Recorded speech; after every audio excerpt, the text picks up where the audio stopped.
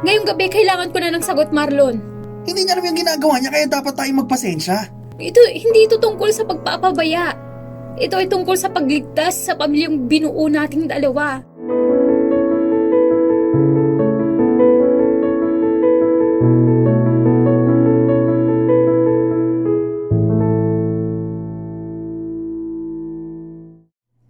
Elena, kailangan ba talaga nating umabot sa ganitong usapan? Hindi ko pwedeng basta-basta na lang ilabas si nanay ko sa buhay na ito. Marlon, 3 beses ko nang nilinis ang kalat sa kusina ngayong umaga dahil tinapon niya ang mga pagkain. Pero hindi ang dumi ang problema ko dito.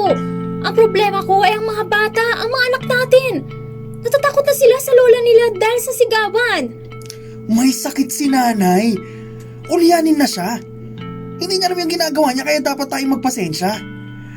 Tapos siya pa yung nagpalaki sa akin. At ako ang nagpapalaki sa mga anak mo ngayon, Marlon. Mahal ko ang nanay mo. Pero hindi ko nakilala ang sarili ko. Napagod na ang isip ko. Pumili ka na. Ang iniini mo, talikuran ko yung tungkulin ko bilang isang anak. Tapos sa tingin mo ba makakatulog ako ng mahimbing kung alam kong nasa ibang bahay siya? Pinagpapasapasan siya ng mga kapatid ko? At sa tingin mo ba makakatulog ako ng mahimbing dito habang unti-unti tayong nawawasak? Hindi ito tungkol sa pagpapabaya. Ito ay tungkol sa pagligtas sa pamilyang binuo nating dalawa. Elena naman, magulang ko siya. Hindi siya gamit na pwedeng i-dispose na lang kapag naging mahirap na yung sitwasyon natin. At asawa mo ko, Marlon. Kami ang kasama mo sa hinaharap. Kung hindi mo kayang magpasya para sa kapayapaan ng mga anak mo, ako na ang gagawa ng paraan.